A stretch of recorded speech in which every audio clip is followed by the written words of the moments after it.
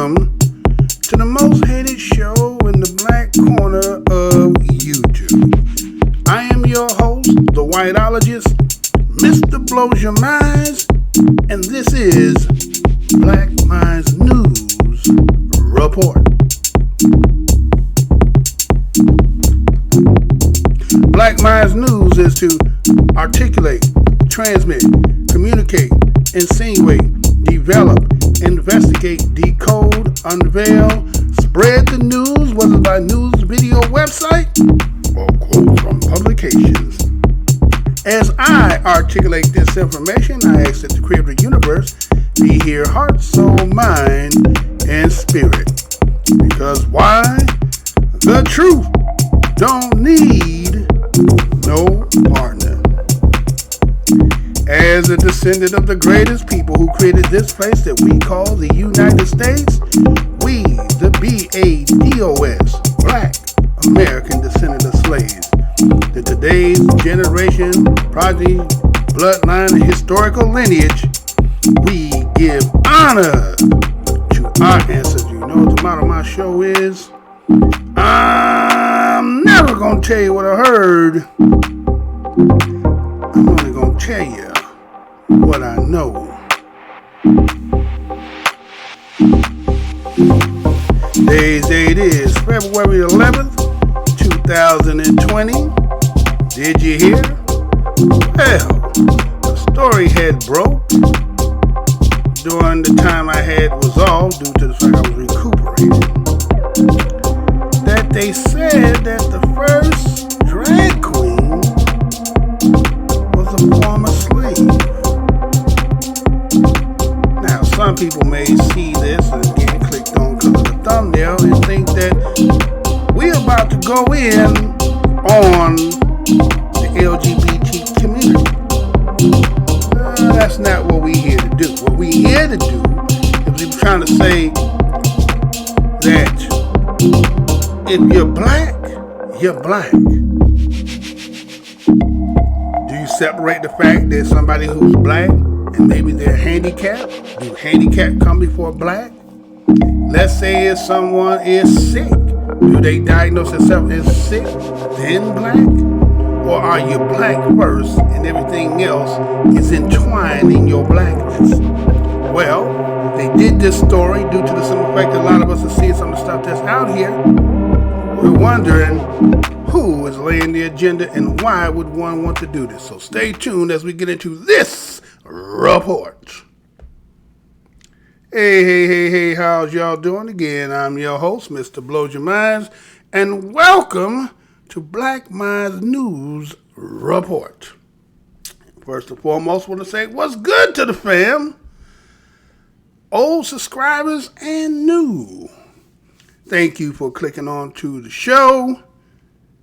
Thank you for all your participation, your comments, your likes, those who are showing some kind of appreciation by welcoming me back. I appreciate each and every one of you. Thank you so much.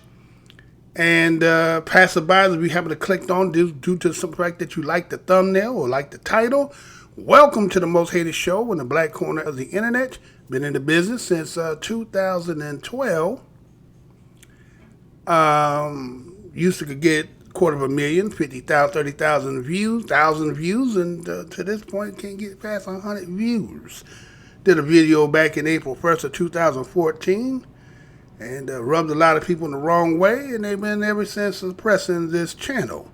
But if you just like what you hear so far and want to be a little inquisitive to know about more, go down the aisle, see some things that we have already did. Happen to see something that make you feel some kind of way. Remember, the motto of the show is the truth don't need no partner. Now, this particular show here is for the simple fact that,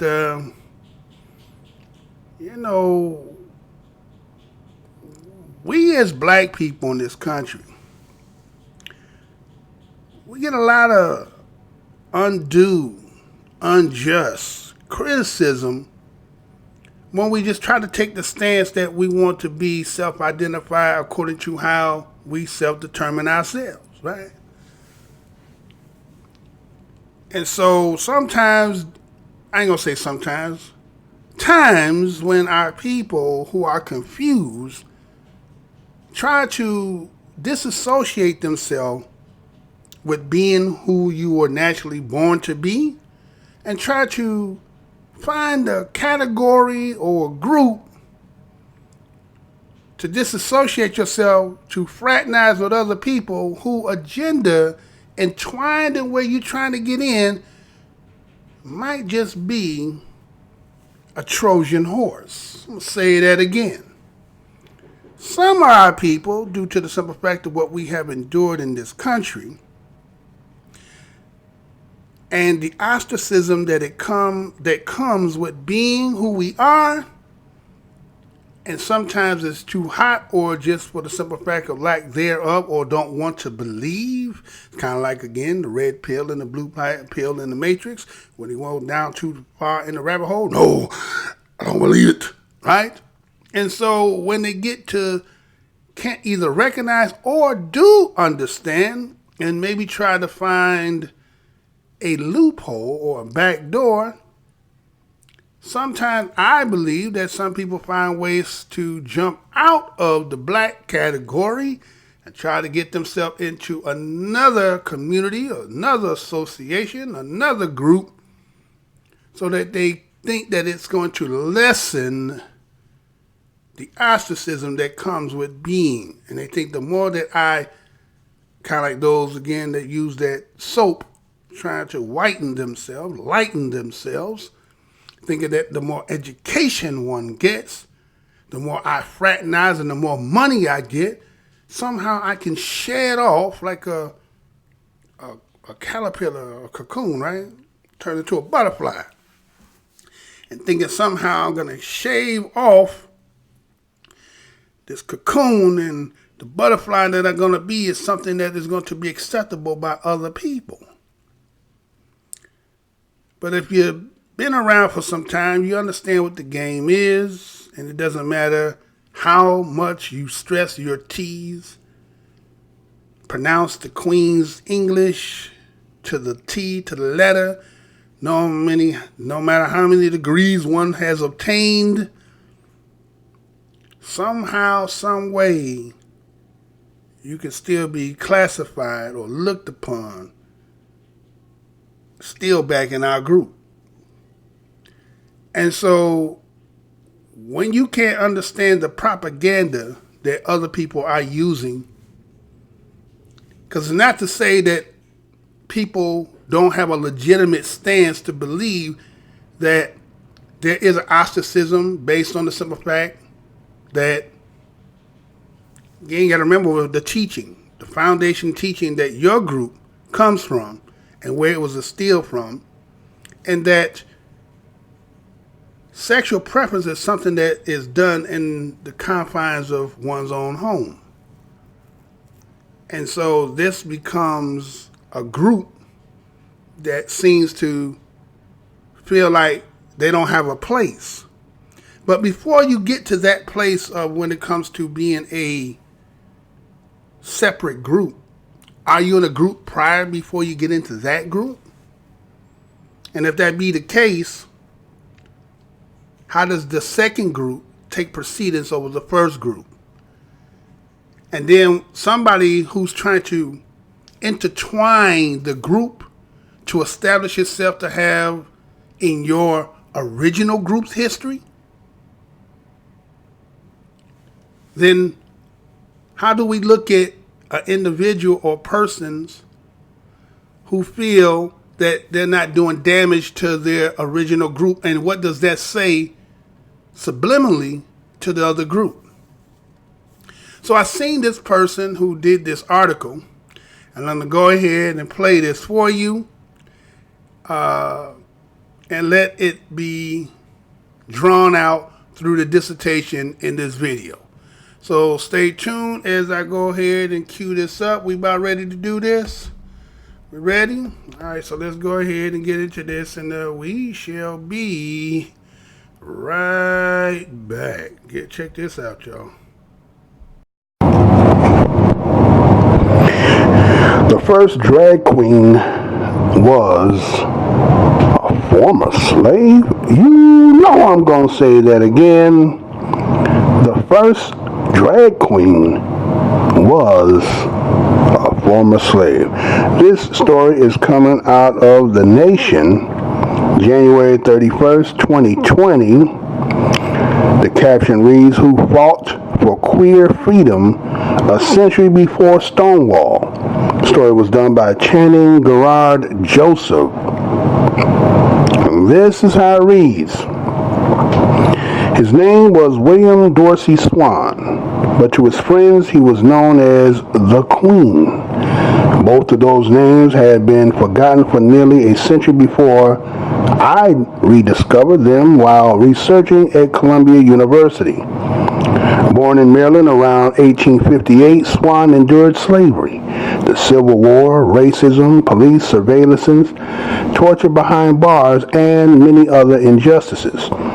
But beginning in the 1880s, he's not only became the first American activist to lead a queer resistance group, he also became, in the same decade, the first known person to be dubbed himself a Queen of Drag, or more familiarly, a drag queen.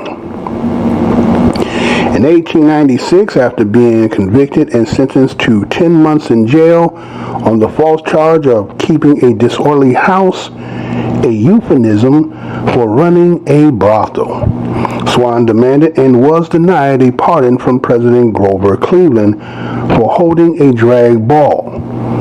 This, too, was a historic act. It made Swan the earliest recorded American to take specific legal and political steps to defend the queer community right to gather without the threat of criminalization, suppression, or police violence. When I tell people that I'm writing a book about the life of a former slave who reigned over a secret world of drag balls in Washington, D.C. in the 1880s, the look of shock, delight, and even confusion on their faces tell me all I need to know.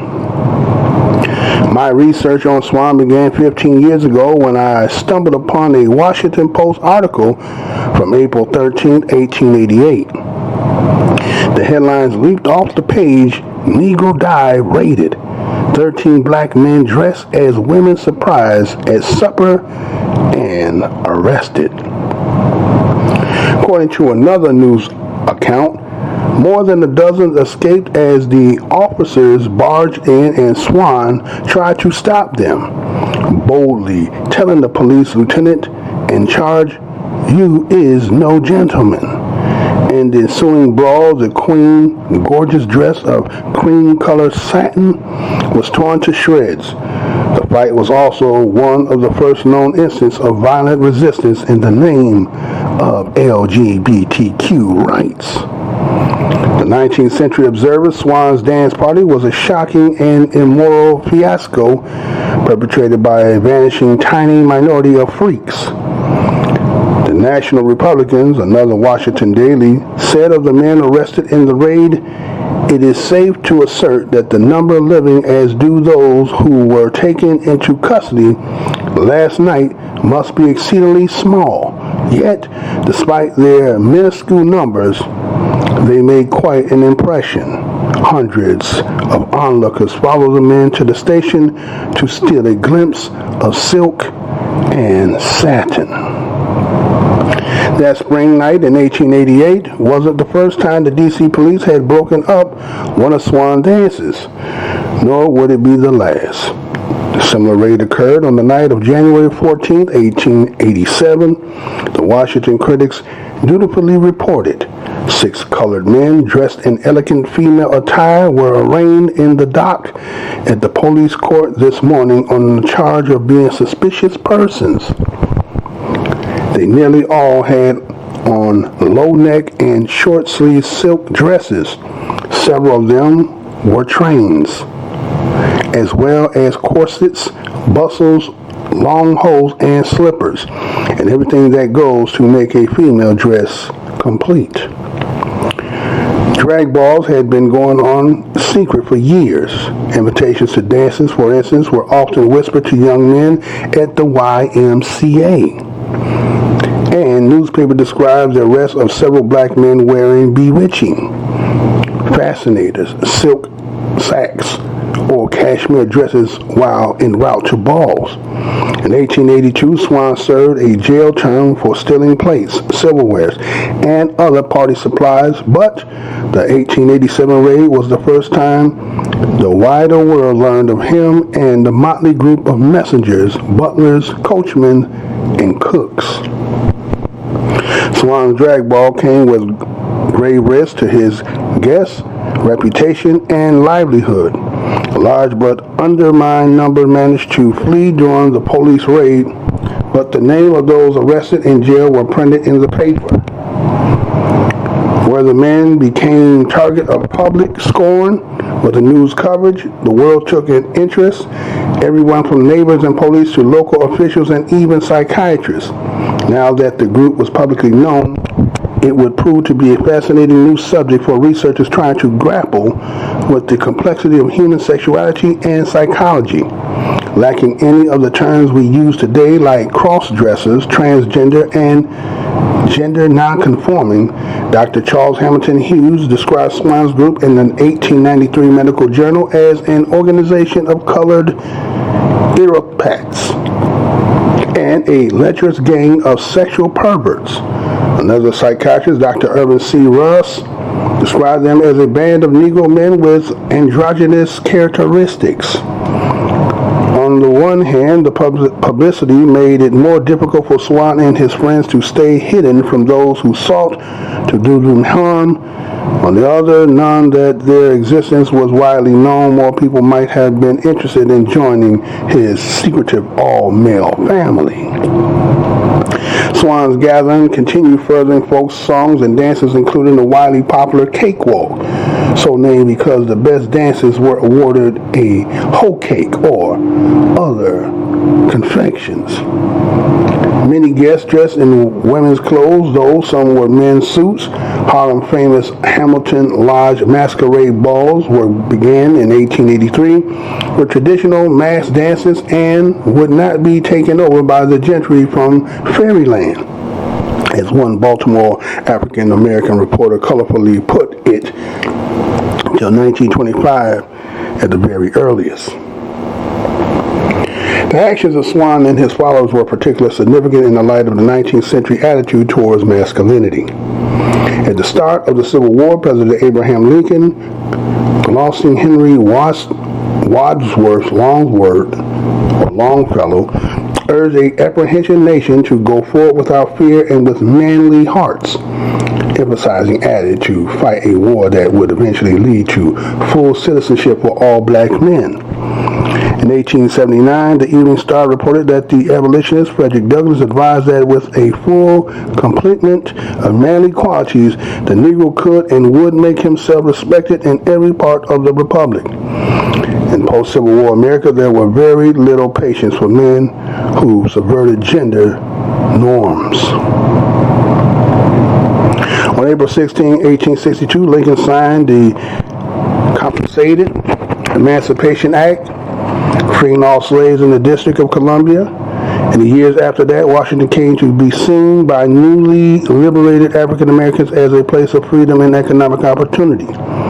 Swan and many others in attendance at his balls were born in bondage. Many probably expected to live out their lives that way. Some of his friends vividly remember growing up and coming of age in the antebellum years when they were subjects to their masters' whips and whims. Finding love and joy in the community with another was essentially to their survival. Swan was the property of a white woman named Anne Murray and was living on her plantation in Hancock, Washington County, Maryland, when Union soldiers marched through in the winter of 1862. His intimate friend Pierce Lafayette, who elegantly furnished two-story homes, was the site of the 1887 party, had been born enslaved in Georgia. Lafayette had been owned by Alexander H. Stevens, the Vice President of the Confederate States of America. It's interesting to note that Lafayette's prior relationship with Felix Hall, a male slave dubbed Lafayette's Negro Mistress, is the earliest documented same-sex romance between the two enslaved men in the United States. Also, two of Swan's younger brothers attended his balls dressed in women's clothing, demonstrating that the group truly was an extension of his family. In 1900 and beyond, after William Swan's retirement from the drag scene, his little brother Daniel J. Swan continued the family tradition in Washington. He provided costumes for the drag community there for roughly 5 decades until his death in 1954. Through the rise and fall of notable black DC drag queens like Alden Garrison and Mother Louis Diggs by earlier 20th century newspapers in the Baltimore and Washington area had documented the use of family terms to denote rank within groups of ball participants, with mother reserved for an older person serving as mentor to younger ones. The term queen, though used loosely today, was until the 1960s often reserved for someone in a position of honor and leadership in the community. Today, more than a century after William Swan's last known ball, the houses of the contemporary ballroom scene maintain the same basic format as a House of Swans. The balls feature competitive walking dances with exaggerated pantomime gestures, and they are organized around family-like groups led by mothers and queens. Strikingly, descriptions of balls from the 1930s are sprinkled with phrases like strike a pose, sashay across the floor, and vogue. Such expressions, now part of mainstream popular culture, are regularly heard on FX Pose and VH1's RuPaul Drag Race. Though the Stonewall Uprising of 1969 is often touted as the beginning of the fight for gay liberation, Swan's courageous example forces us to rethink the history of the movement. When it began, where it came from, and who its leaders were, coming of age at a time when an entirely new form of freedom and self-determination was developing for African Americans, Swan and his house of butlers, coachmen, and cooks, the first Americans to regularly hold cross-dressed balls, and the first to fight for the right to do so, arguably led the foundation of contemporary queer celebrations and protests.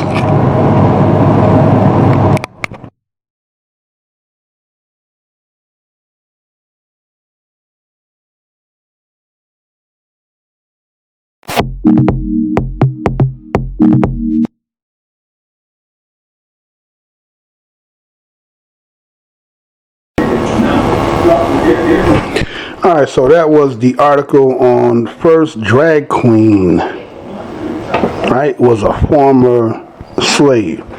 Again, that was written by Tanning Garrard Joseph, which is you see on the thumbnail there.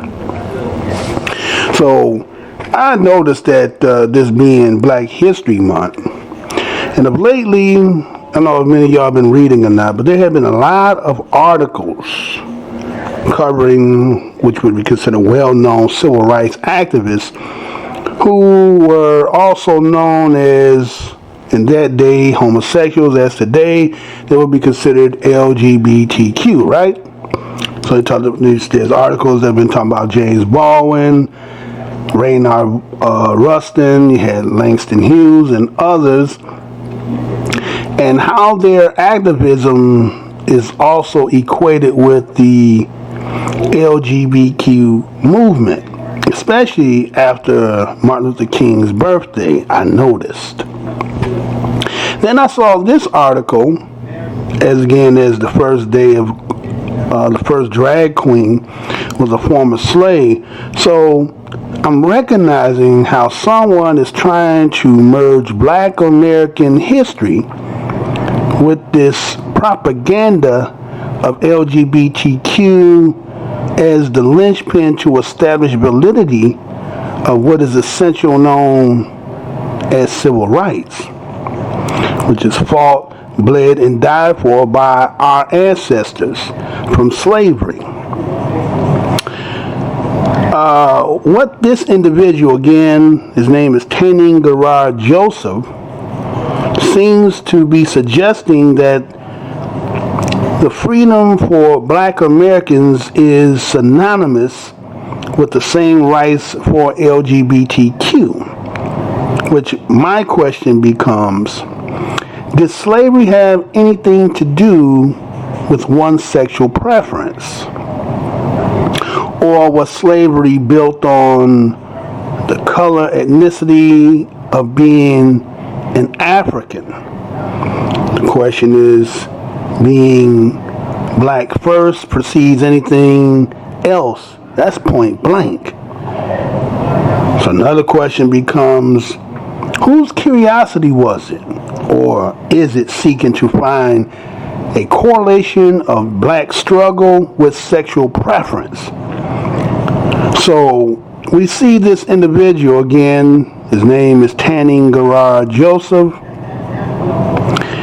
and we see that he sought after the quest and found, and is now displaying that it is the black man who is the originator and origin, not so much as the drag wearing, but as a poster of a movement looking to legitimize the existence attached to our plight in the United States. Not too long ago, I think it was on May 17th of 2019, and Washington, D.C. had voted on, if you had heard, about the Equality Act, which is really to modify the existing civil rights law to extend, as they say, anti-discrimination protection to the LGBT community. Employment, credit, jury service, I think it was federal funding, housing, public accommodations. And yet we just, in 2019, supposedly had been the commemoration of the 400 years. Going on this year now, will be going on 401 years, which is, you think about it, as of only 1965, black Americans just received such rights. As of this day, right now, as we speak, we're only on the 55th year. Now, when they considered a top priority about making sure that this particular group is to be established with its rights, but when we're talking about reparations, the acknowledgement of what took place, it seems to be a lesser issue.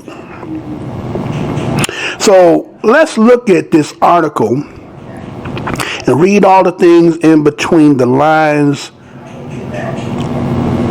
Why, if this being a part of our history, as a part of how can one only fight for his or her sexual preference rather than fight for his or her own existence as a person of African or being black?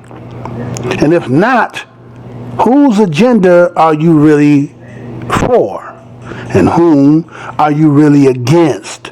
Is a question one got to ask when somebody who, again, is seeking for sexual preference to be categorized in a group, that the distinction in your group is really pretty much sexual. It has nothing to do with what people will say love is between two people, but because of the, we'll say, uniqueness of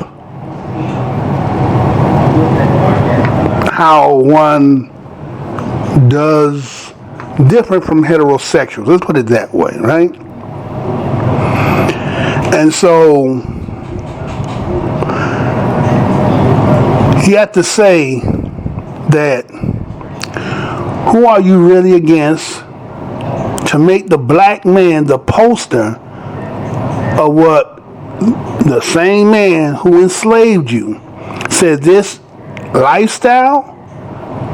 When you go back in history, and if you do some research, you'll see that the white man said that the lifestyle that again, that is being equated with just not so much as the drag queen in itself, or somebody who would be a cross-dresser. But when you say LGBT in Q and every other letter in the alphabet that is synonymous with the group, sex has something to do in, let's just say, categorizing with the group or associated with it.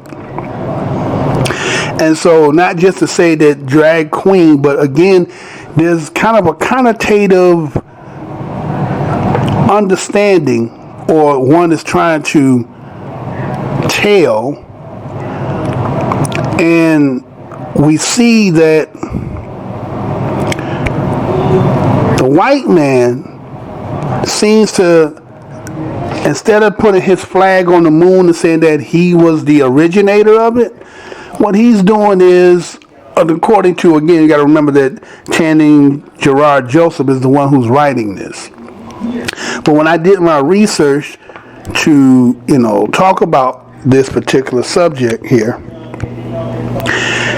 I found that the white man had an explanation that somehow is kind of excluding him as being the founder, the George Washington, the flag on the moon of what they said of sexual behavior.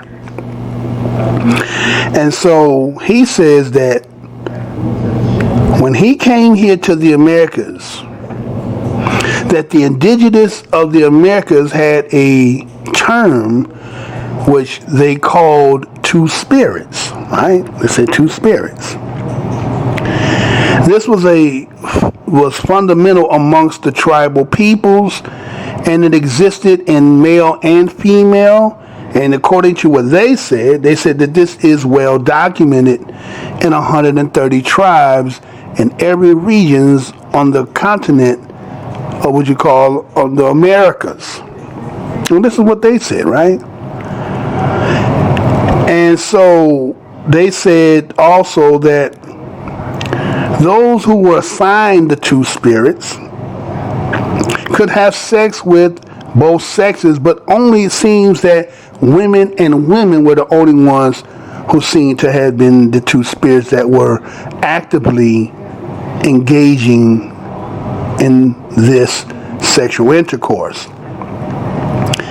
Then when it comes to him, it's something he had explained. He says that those who came to the colonies, because you got to remember the encounter there when he talks about indigenous, when the white man came, and then they tell you about the history, there's going to be a colonizing happening. So all those who they sent here from Europe that end up coming to the Americas, they said accordingly from their knowledge and records that there were only a few. Now what does a few mean? A few does not specify a number, doesn't tell you anything extensive, but they said it was only a few. And the reason they claimed that there was only such a few that came to the colony is that there were legal consequences established in Europe, especially in 1563, when they said that Queen Elizabeth I had established. And so those who came into the colonies, by this being the land of the Queen, right, these same laws and statutes they were also subjects in the colonies to these same laws. And then ever since in the United States in 1814, they had what they call crimes against nature. And it was all based on sexual behavior that wasn't considered natural. So they will say things to the titles of same-sex, fellatio, anal sex, bestiality, incest, miscegenation, and necrophilia. It said these forms was considered sodomy and buggery. Then also it talks about that the first known recorded raise in the United States history was a gay bathhouse that was in 1903. It's called the Ariston Hotel, right? And so let's look at this article, what that I just laid out, of what I just told you there. Let's look at what this article talked about when it talks about the individual that I just read to you. Now, accordingly, being a first drag queen, right, and was AKA, which is as known as the Queen. Now, black folks have, up until this period of time where now information is a lot more prevalent and people are doing a lot more research, that Queen in itself seems to be a term used for being exalted. That a woman wants to be considered a queen is to be exalted in the position side by side with her king. But when you look at the etymology of the word queen, you're going to be surprised that queen does not mean to be exalted. Now, etymologically wise, the term goes back to what they say, the Aryan society, right? And that the way that they spelled queen was Quean. I'm going to say that again. Queen was Quean, like clean queen, right? And that term in itself denoted a bad connotation. Queen was basically like a whore. Let's say that again. A queen is like a whore, right? As if they say when they talk about wife, right? Woman is a wife man, right? So think about that, a wife man, right? So when you look at, as the thumbnail sits there and show you the individual who is considered their Dorsey, a wife man, right? So somewhere, as they say, that words and spelling is to put you under a spell.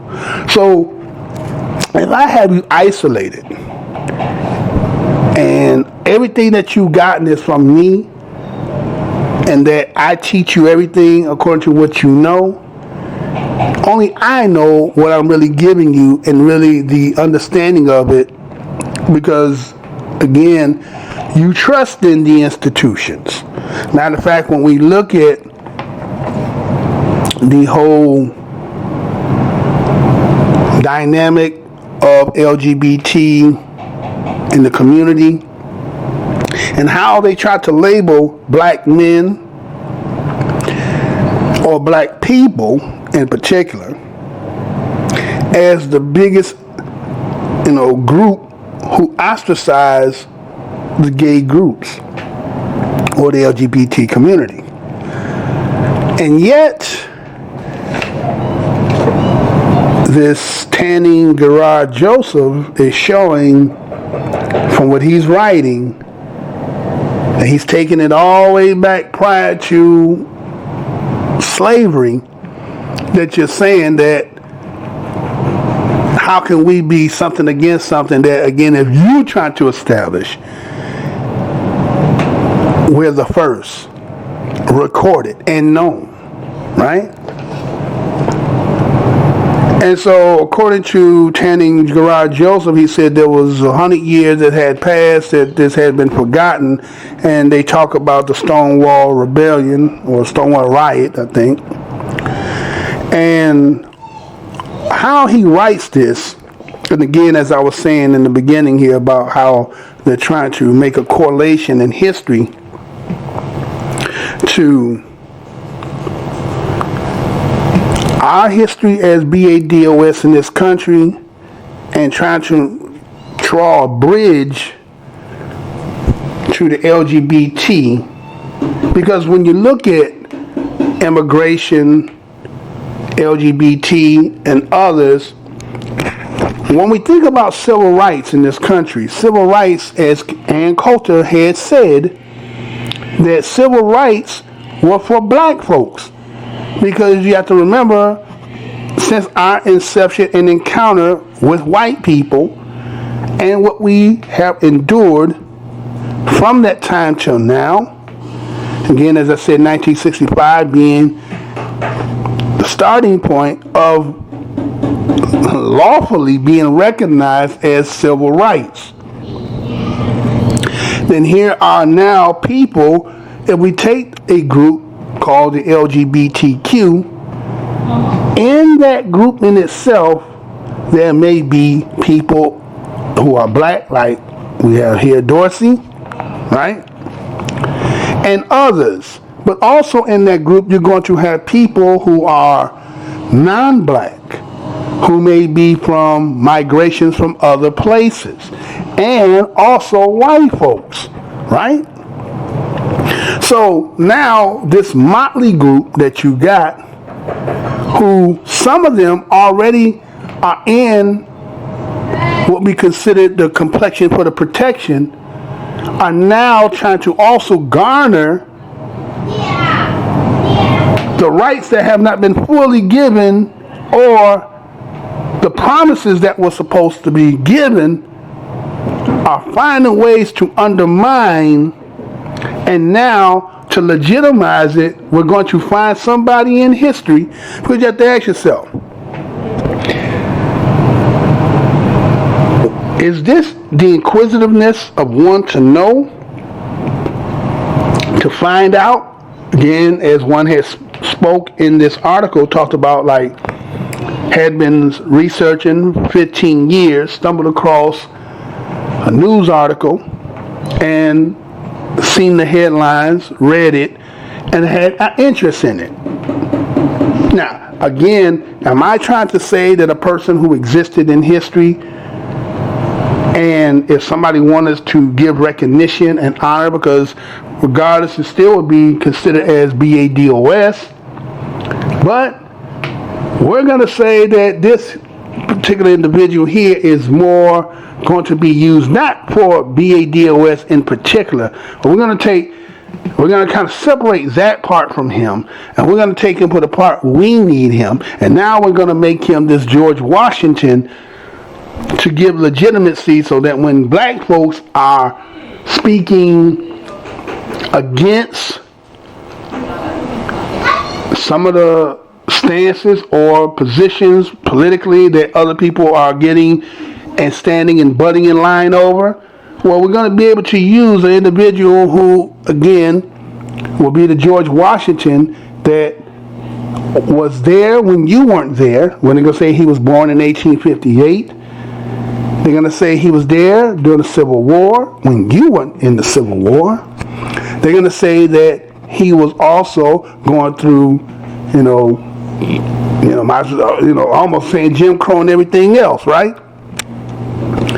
But that's what they're saying. And so that, to me, taking this individual here is trying to trump over those today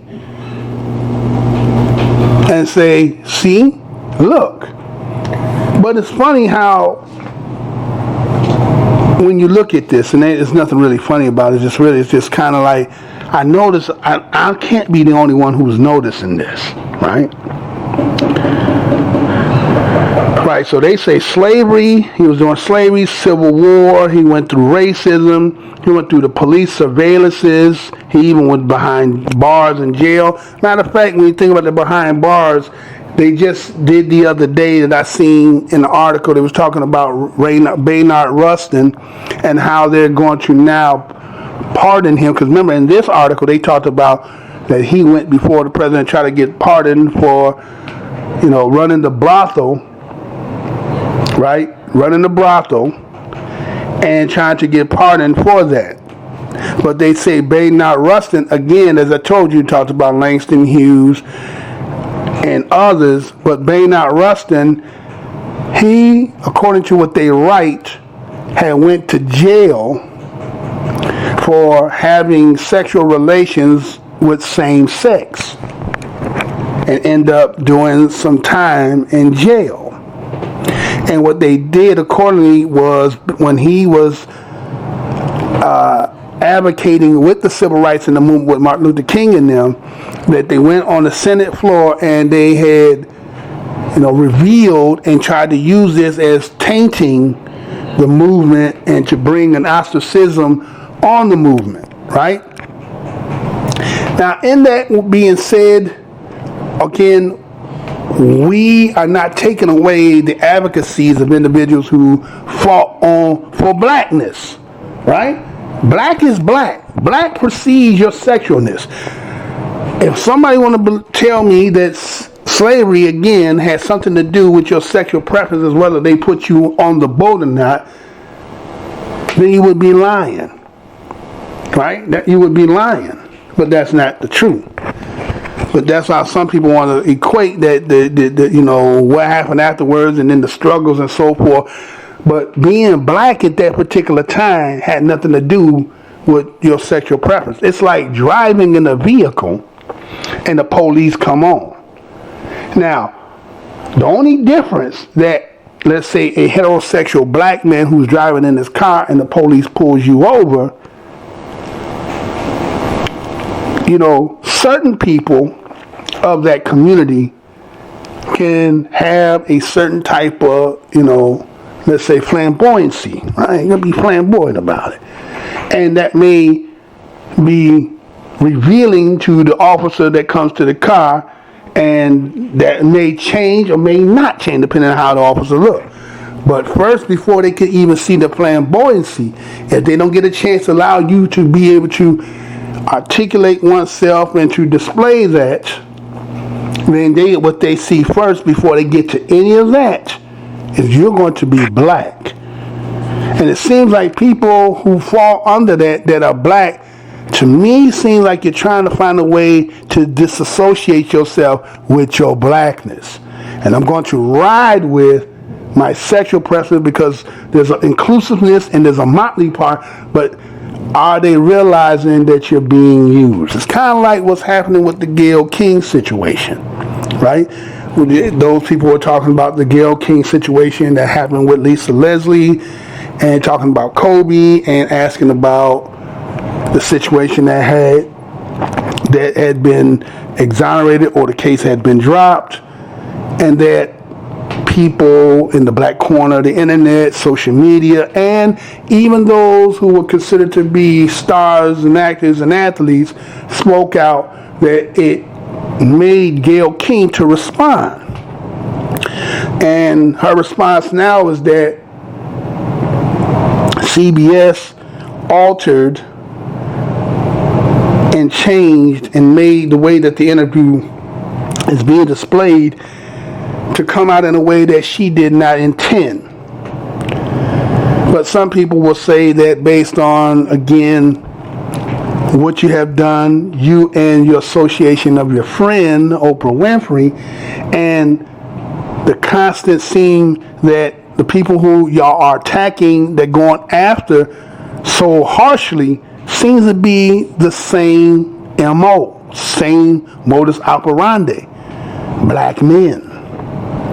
So is that a coincidence, or is that one who is, again, disassociating oneself? Because again, I could also play the fact that when Barbara Walters asked Oprah Winfrey if she ever wanted to be white,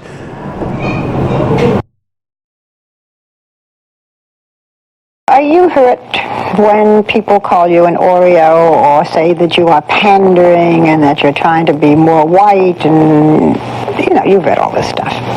Or that you're nicer to the whites in your audience than you are to the blacks. I used to be very hurt by it, and I used to always think that I had to defend it and always make people know that, yes, I really am black and I really am proud of it. And no, I'm not an Oreo at all. I don't feel that anymore. I don't feel it anymore because I know in my spirit that I care about what happens to black people and people in this country. Did you ever wish you were white? As a little girl, I wanted to be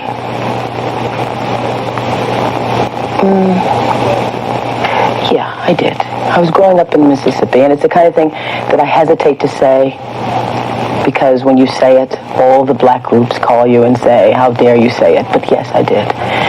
And I did now, I understand, not because, white is better, but because in my mind then, white kids were loved more, they received more, their parents were nicer to them.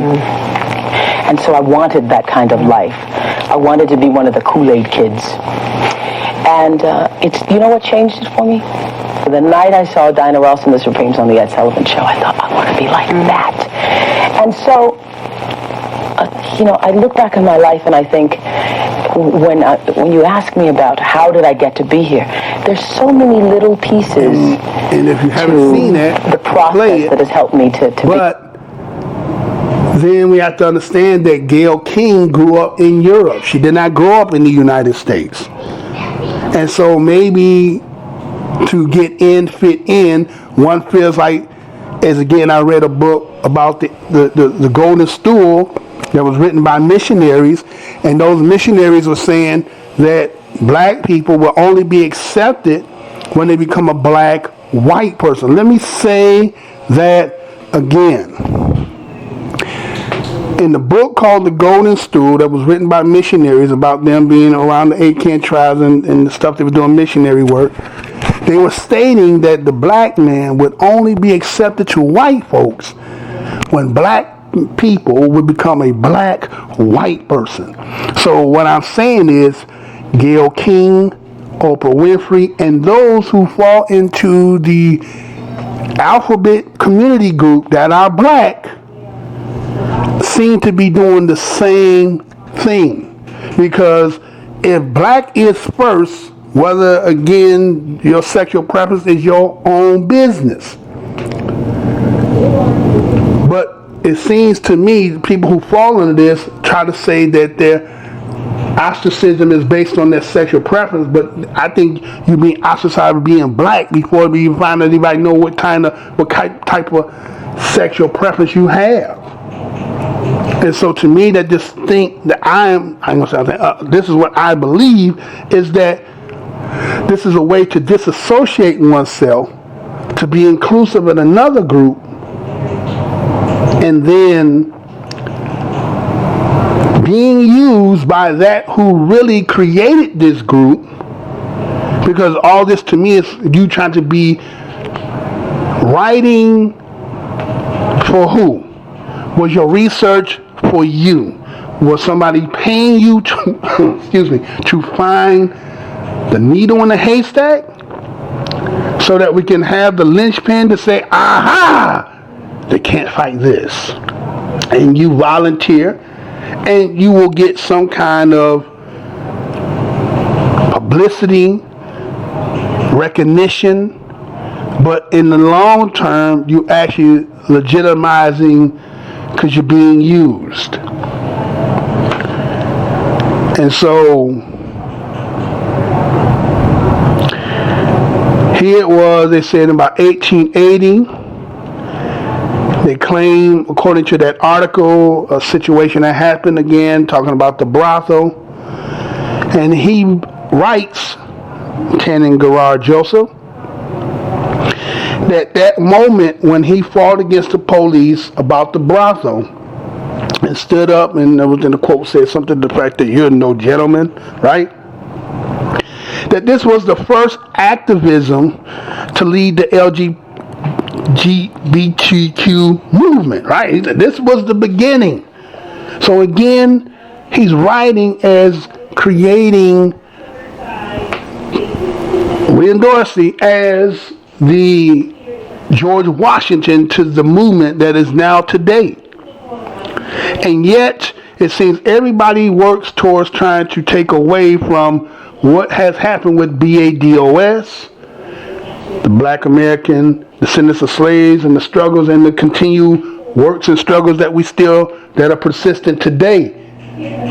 Seems like everybody, only people who are left being really black, let's be honest here, there are only so many of really who's left to be black.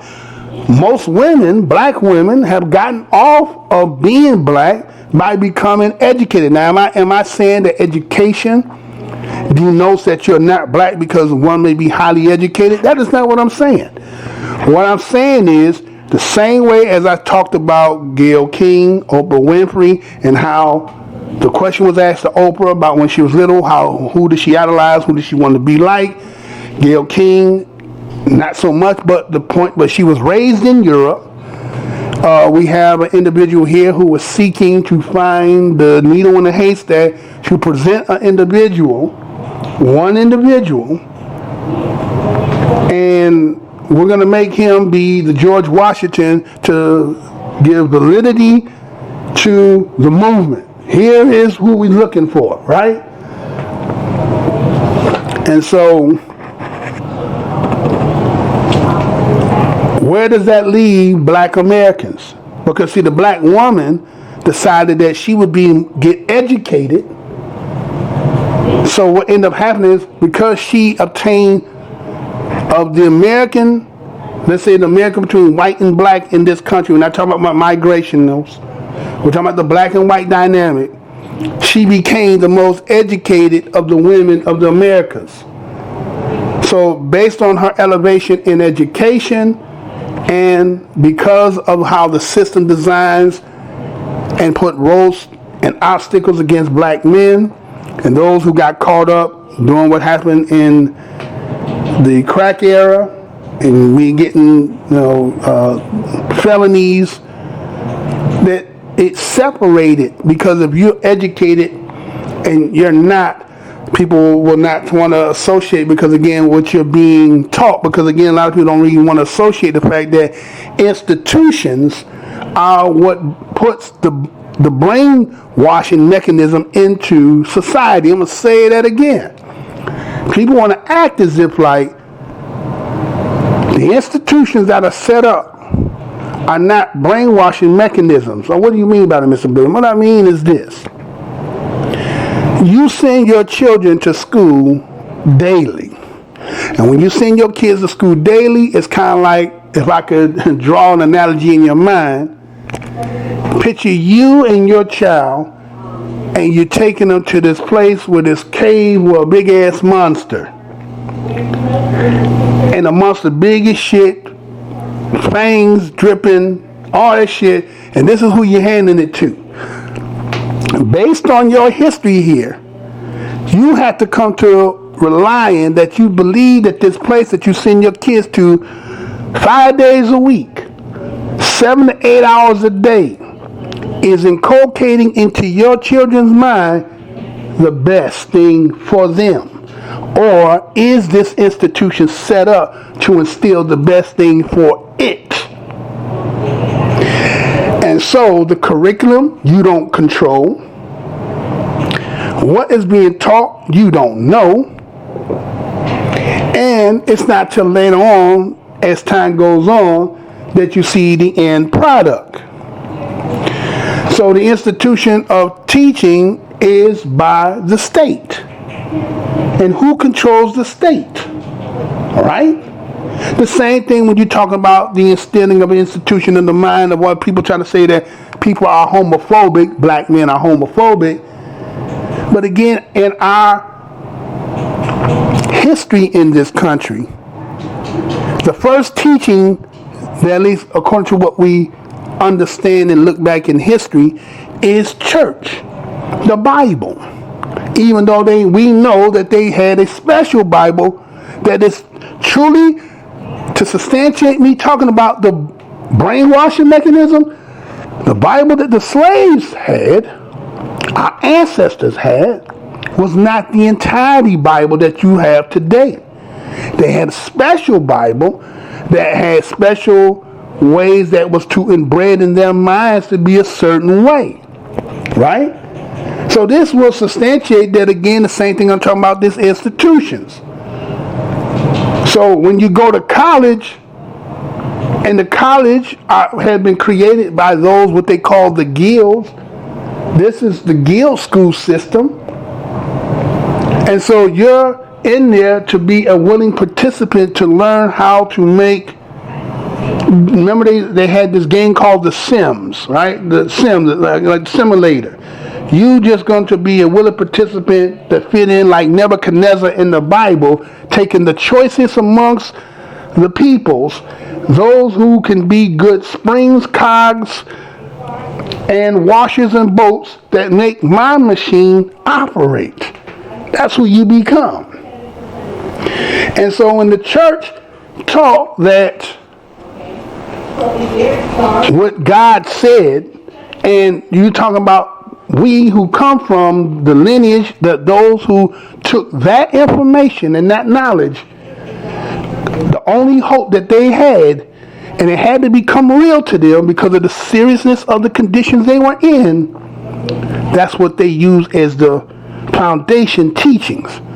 And so what it looks like now, as they say, the separation between church and state, no one wants to have that battle. It looks like the community of LGBT doesn't want to battle the church because, again, the battle between LGBT and the church will mean that somebody has to be right and somebody has to be wrong. And the institution of the church cannot have any chink in its armor because it would be like going to court, and to have any of your credibility to have faltered means one lie means nothing that you say can be believable. So what it looks like that doesn't happen is the church has taken a soft, mum's the word, while the state is implementing through the institution and teaching so that it becomes now more acceptable. And those who have a more grounded foundation of what the Bible teach, as time go on and the more that this system is inputting things that are against that teaching, something that I had read that Hitler has said, he said that you will die off, and that which we have instituted will keep breeding, which we have been producing to get the outcome that is befitting for us, right? And so that's what we have to look at, that those who become try to be catalysts for a group, it's kind of like feminism. Black women, hear me woman, hear me roar. And when y'all get together, y'all say because we are women, we have a common bond and unity, and nothing wrong with that. But when it comes specifically about your issues and problems that you might be having, you have to ask yourself a serious question. Does that group advocate on behalf of the things that your children might be going through, your family might be going through? And if you honestly answer that truthfully, do we not recognize that you're being used? So in the same sense here as the community that advocates with the LGBT that who are black, are you trying to tell me that there is no racism in LGBT community against blacks? I'm going to say that again. Are we here to say that there is no racial division or animosity in the LGBT community with black and white and others? Are we saying that don't exist? If it exists in the entirety of society, and again, one doesn't know one preference, sexual preference, until it's either in the confines, conversation, environment, and so forth, then a lot of the stuff that's happening out here in society can be people who fall under that community, unbeknownst to the other person who is being opposed upon. So my question is, do people who fall under that, is there that element in there? Because we can see those who are on the outside looking at you. We can see how you could be being used when you're for feminism rights, when you are for LGBT rights, that when you have your specific plights that had nothing to do with sexual, but just being who you are, do they advocate for you on that? Is the question. And so we see that this individual is going to use, based on an article, that the person to be dubbed a queen, or what they say a drag queen, is going to be posterize a black man, right? And we're going to say that prior to 1858, the individual he's writing about, that again at this particular time we would just say homosexuality is not prevalent. But again, as I told you, that I did some research and it said that there was only few in the colony. But let's look at it from this point. If you could get into the dark side of one's mind, let's say, hypothetically thinking, if you could do whatever you wanted to do and you had somebody where you didn't have to worry about going to jail, any repercussions for your actions, and based on your ownership you could do whatever, and I mean whatever you want. So the only people who could speak on behalf of all the ills of that would have to be somebody who was dealing in that. So again, this is why we see that this individual is being used, because they're using 1858. But at this particular time, he's born in 1858. We're going to say, 5 years later, slavery is being emancipated, right? 7 years later, he's out of it completely, supposedly 65. So we won't say that, and again, not to take away, because again, he is part of BADOS. He is our ancestor. He is part of the bloodline. But to use that is trying to, again, attach oneself to it. And so that's how they're going to, he's writing that, right? And so, were they queens? Were they homosexuals as owners? Because did you not hear that it talked about in that article of the people who seem to be coming to what they said the drag balls? He said there was butlers, cooks, coachmen, right? And does something go off in your mind when I say butlers, cooks, coachmen, right? What we think we understand of what went back at that particular time. Would these be considered people who were handpicked? To be a butler means you were in the house, right? To be a cook, you were handpicked to be put in the house. So let me take some sense. Let's put it this way. You know, a lot of our grandmamas, and even some of our mamas, depending on what age you are, used to work and clean Mr. Charlie's house, right? You know what I'm talking about, Mr. Charlie's house. They were maids, right? Go to white folks' neighborhoods, and they don't even tell you the stories of what they were going through, traversing to and fro at a particular time. When, again, we understand the history in this country.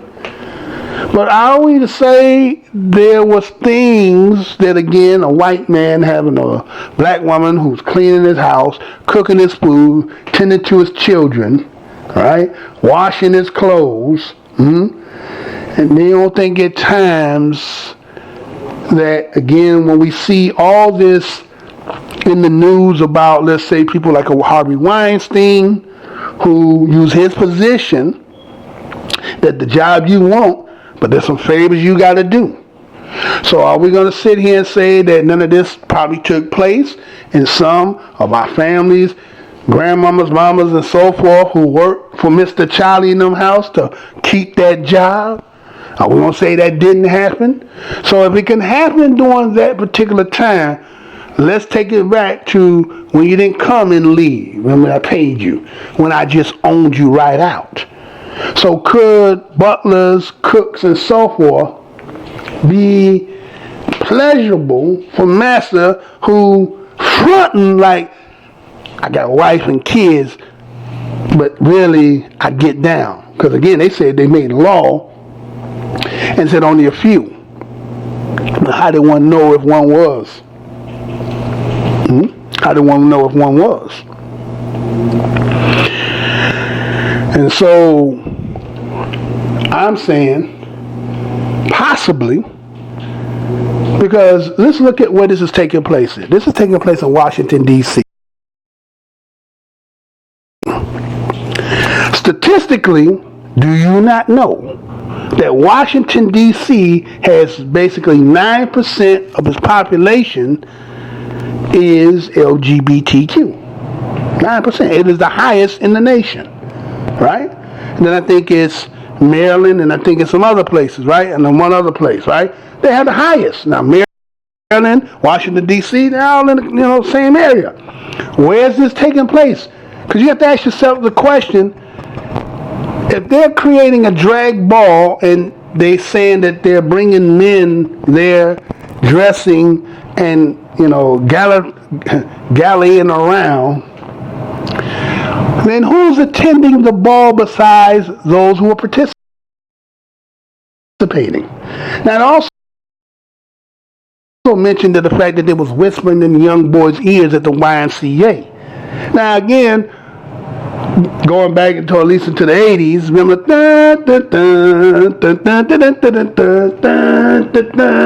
young man, huh?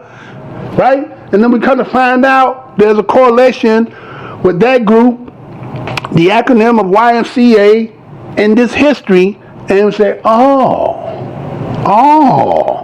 okay, all right. So, but in this article, it mentions that. Now, this is back in the 1800s. Not 1900, it's 1880 at this time. So, the question becomes, who was attending, this being Washington, D.C.? Again, as I told you earlier, as I gave a dissertation about them passing the so-called, not so-called, but the, what was it, the act, right? Remember I talked about the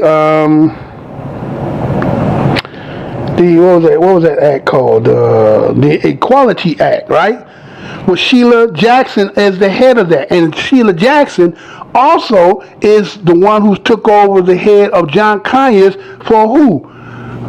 For the bill, the HR 40 bill. But they ain't touching that. But we're going to make everything priority for this particular group because, again, the population of it and as a voting block and so forth. But when it comes to, again, who are left as black, that I probably didn't really answer because I just jumped on the fact that black women are being educated.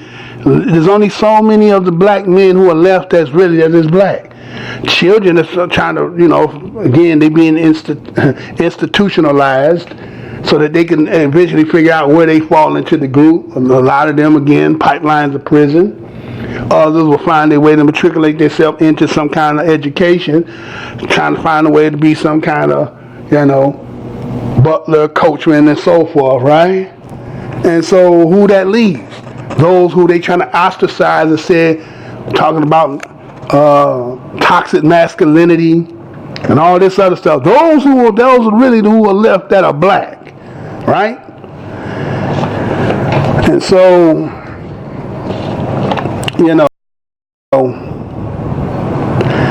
it goes on and talks about how they talk about these secret drag balls. But again, you have to ask yourself, this is Washington, D.C.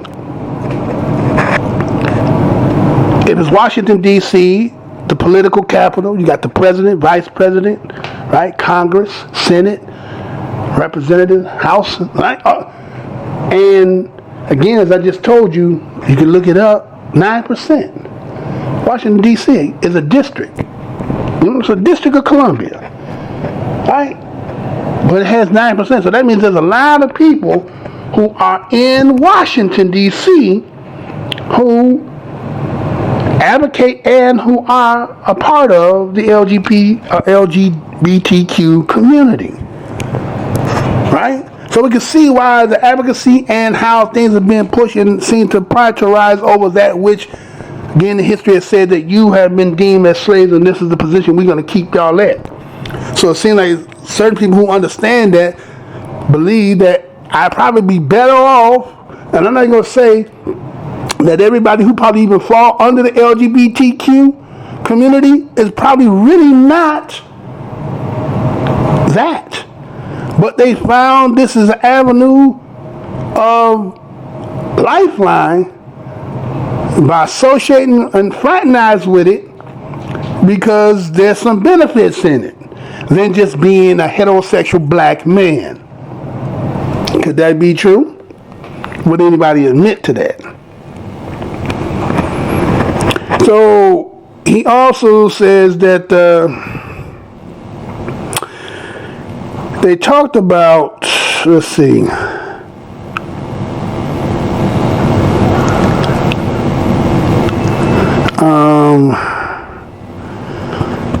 I said that already. Okay, so then they talked about also how when they were being arrested and it became public information, they said that the psychologists got involved and wanted to get into what was the interests of them and wanted to know, you know,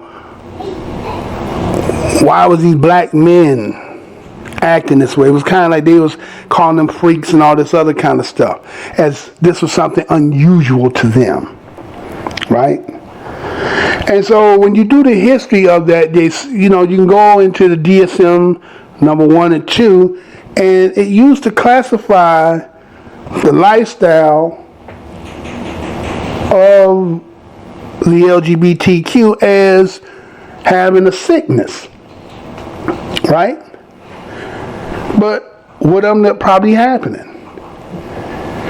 Kind of like what happened here in this country has undermined how black Americans have been X'd out of being a part of the system by infiltrating more immigration and putting them in places that at the time black people, based on the history here, certain things you're not going to pay me to do for that kind of work for that little bit of money. So bypass you and then put people in there, and then now we don't have to deal with you. So what are you saying, Ms. Blunt? So what I'm saying is, let's say that the infiltration in education to fill into, let's say, institutions that, let's say, that was lawfully against, let's say, LGBT, that they infiltrated those things and got people in, got them in positions, and then they was able to change and say, that is no longer that anymore, right? Maybe that's probably what happened, right? And so, again, this isn't about bashing the LGBTQ. What it's saying is, why would an individual, again, what is your purpose? Again, I see the propaganda of keep parading and throwing it in the face and talking about people. Again, it's not trying to take away the existence of their history, but a lot of us are recognizing what's being said and done. But again, I just thought it was kind of unusual that to put this article out there and then try to label the black man as the beginning of the drag queen. And then, remember, I just did about the Mumbers Parade. And it looked like a lot of that is kind of like the same kind of drag balling, but white people get to pretend to be black and dancing and acting as if we're just doing a parade and making fun and just kind of giving acknowledgement. But really, a lot of times just making fun of it. And so I just want to say, because I seen this article, I want to bring it to you guys. And you may have your own perspective about it. Again, if anybody should hear me that fall under the umbrella, it's not to say anything negative towards you. It's about this article. But again, like I said, if you're black and you're LGBTQ, does black precede before your sexual preference? Is all I'm asking. And if it does, then there should be no problem with you advocating for the entirety of it, because your sexual preference will be intertwined with your blackness, unless one says, I am not color and I'm only on my sexual.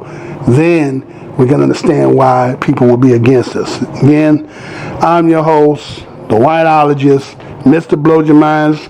Come with another thought-provoking topic. Until the next one, y'all, peace, love, and hair grease.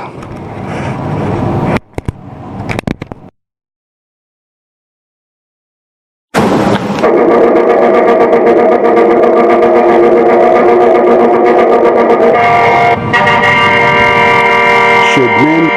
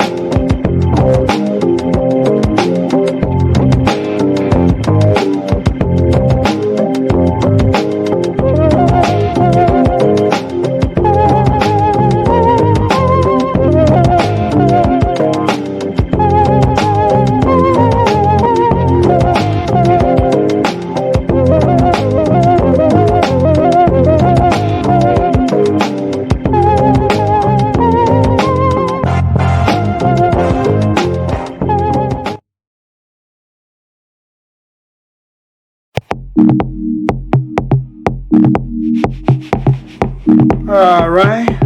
Want to thank you for clicking and listening to the video. Want to apologize because I was dragging on that, man. I really was struggling, man. I listened to myself back and I was like, damn, man, I was struggling with that, right? Now, I think it was because I had been off my horse for a minute. So, not doing it after a while, you're a little rusty. And so I wanted to get back to it like I had been always riding the bike, but you're a little rusty. So, again, hopefully everything came out according to the way I was trying to articulate it. But as I'm back in and in for the long run, matter of fact, stay tuned. You're going to be seeing some live shows again. I'm going back live, y'all. And so, again, we see you, brother. What's good, brother?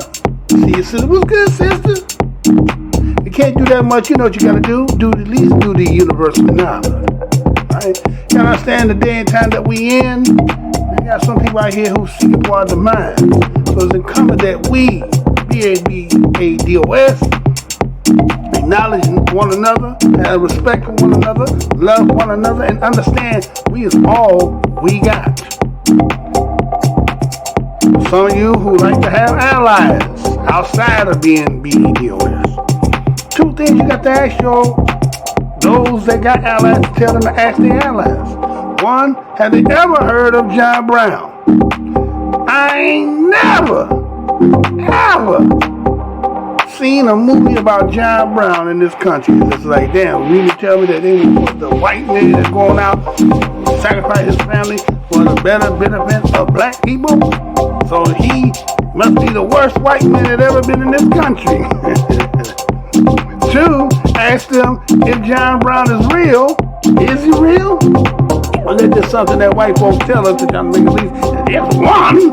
We just got one good one out of the many.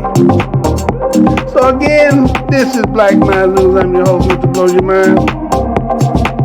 Until the next show, yo. Peace. Love. To the next show, y'all. To the next show.